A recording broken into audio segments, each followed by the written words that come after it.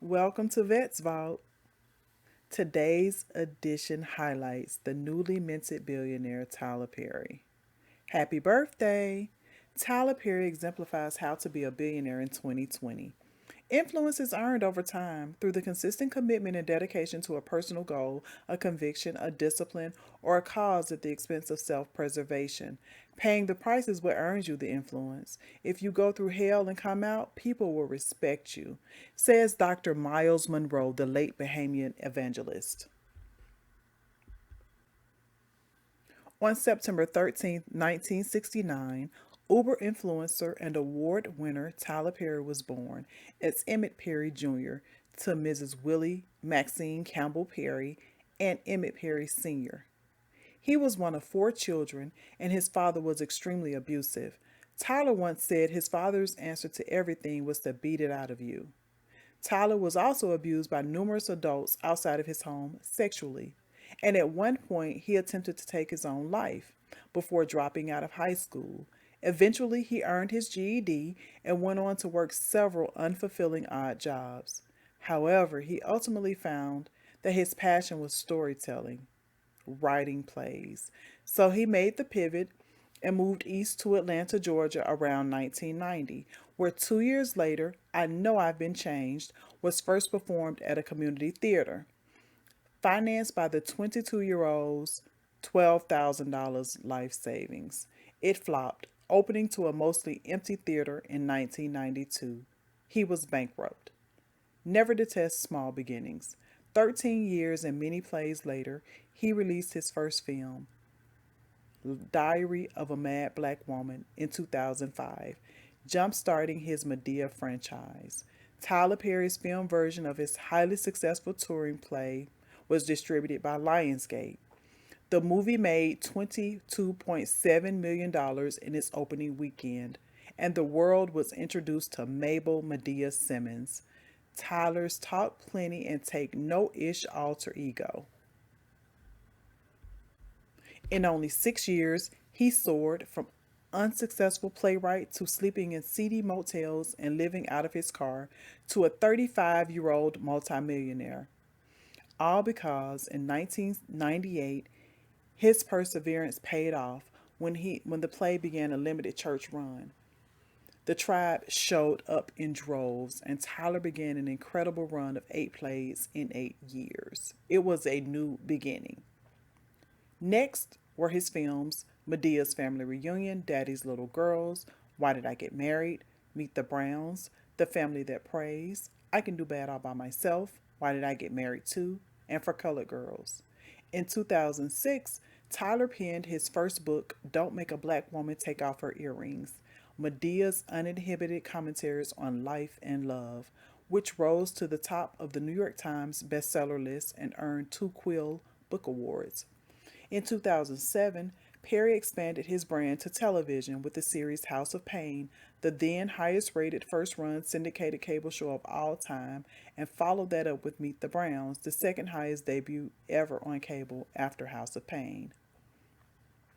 By 2007, Tyler Perry purchased his first studio at the former world headquarters for Delta Airlines.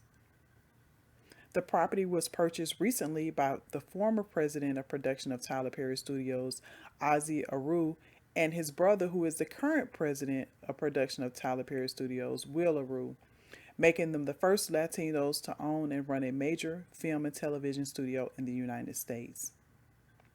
During an interview with Radio 1 founder Kathy Hughes at the Women's Empowerment 2014, Tyler Perry told her, I love my mother to death, but she lied to me. Tyler always suspected that Emmett Perry Sr. wasn't his real father because of the abuse that he inflicted on him. Tyler's mother, who passed away in 2009, always insisted that the man he refers to as a bastard was his biological father, but today he is still searching for his biological father.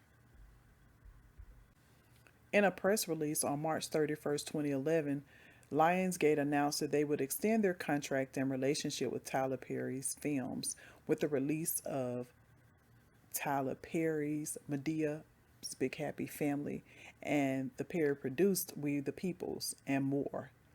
with Tyler attached as a producer, writer, director, and/or star.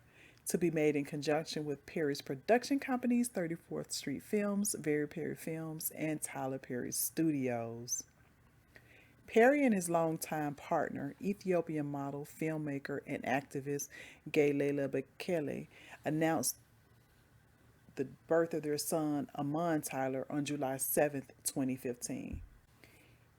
In his book, Higher is Waiting, Perry shares his journey to deliver a riveting, inspirational message on the power of faith. And he used his personal life lessons and walk with the Lord to show readers how faith sustains you in hard times, why you don't have to remain limited by a negative past, and how to nurture your dreams and succeed in spite of roadblocks to your destiny. On August 28, 2019, in Atlanta, Georgia, an interstate sign was erected to direct people to Tyler Perry Studios. The exit bears the production studio's name, which in the past was for Fort McPherson, the historic Army base that was sold to Perry in 2016. Well, at least most of it. He purchased 330 acres of the historic land on the decommissioned Army base. On September 1st, 2020, Forbes announced Tyler Perry had officially become a billionaire. According to the periodical, Tyler, now 51, has made $1.4 billion in pre-tax income since 2005. His portfolio includes his cash and investments, his stake in the video on demand service BET Plus, and his sprawling Tyler Perry Studios. Perry made 11 Madea movies over the course of 15 years. The final installment of Madea Family Funeral made $27 million in March 2019's opening weekend. Perry made the highest grossing Madea movie, Madea Goes to Jail, exactly a decade prior to that. It brought in $90.5 million in total box earnings in 2009. We all know that success leaves breadcrumbs. Tyler Perry has made it a point to own everything he makes. He owns the entirety of his creative